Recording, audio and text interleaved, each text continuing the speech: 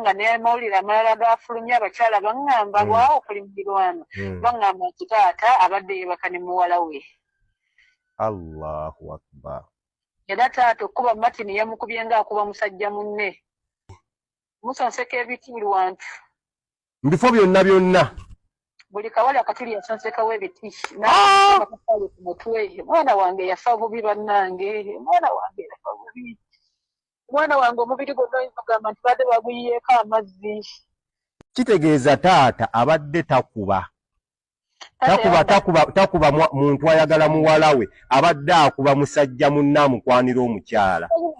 Omusajja yabadde ali ku soloti ng'ayogera nti yaliwo ng'omusajja atta omwana wange simanyi lwaki takwatibwa. Si kano omwaka oguwedde mu second term form 5 nga tutandise okusoma.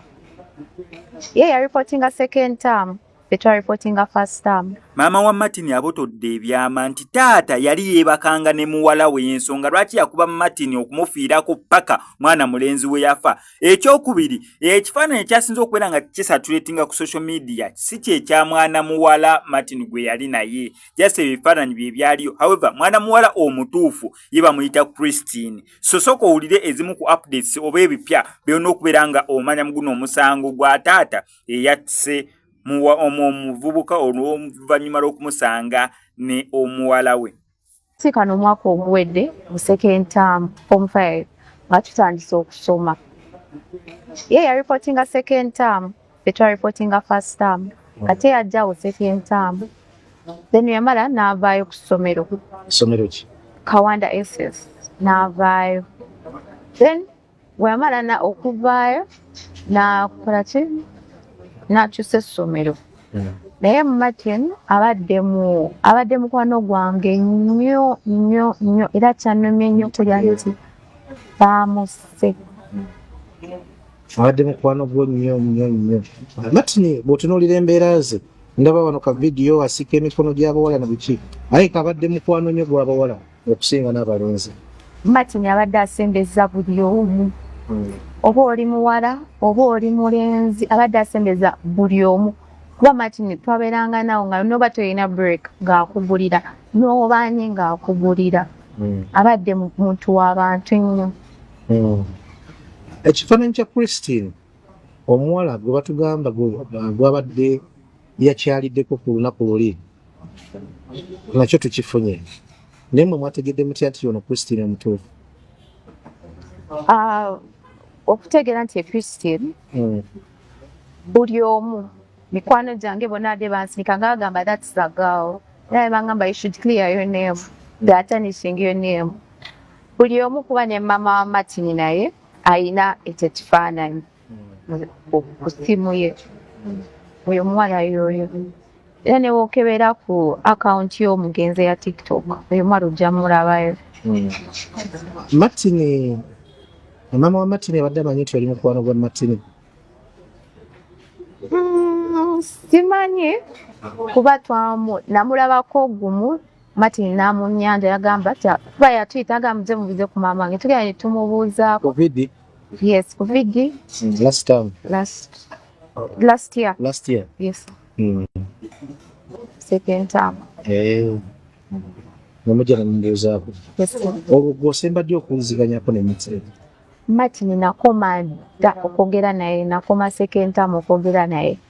Kuba essimu yange yatuuka ne bagibba ne tulekerawo communicating. I lost very many contacts.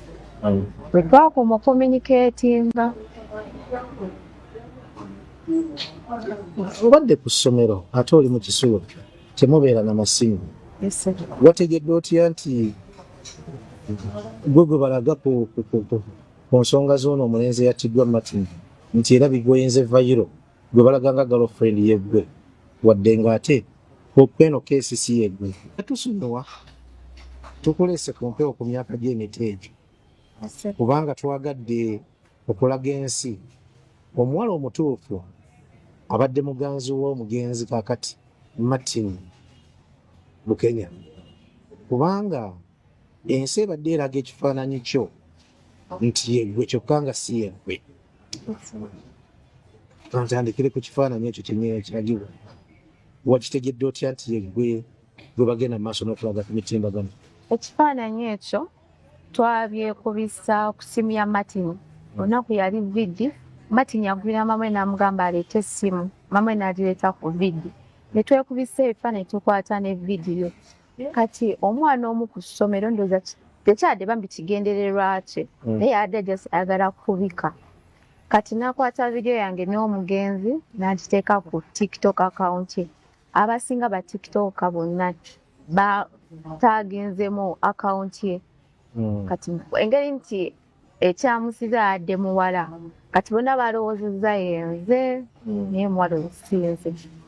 Ebigambo bino bituuka eri omuntu yenna ng'ebizibu byakukwatira mu manvu ng'ogezezzaako buli wamu okubyetakkuluzaako wabula n'okootakoota mu gaabwanda. Omulongo wa Swanga mu Luutansozi akusabye okkalire kubanga Zebbulembe okukunaazaako amaziga ng'oyota ku byoto bye kafuumuula bibamba. Gwe wenna ng'ogobye ku mpapula ezifuluma eggwanga nga byagaana. Koba ebweru wa Uganda ng'obutuuze bugaanye, amaka gakulemye, emirimu gitabuse bizinensi ekunyiye. Omulongo wa Swai mutuufu okukuwonya embeera ya mbulabutuulo ng'agenda kukumira ku byoto. Kuba ku ssimu nooti 7552 28 nooti 910 awo mube butoola n'omu Luutansozi olwo yalambulula ebikutte entimba n'emigadde wanaakuwunzikira nga weeyagala ng'ebiiri gye ebitannaba kugwa kyankooto.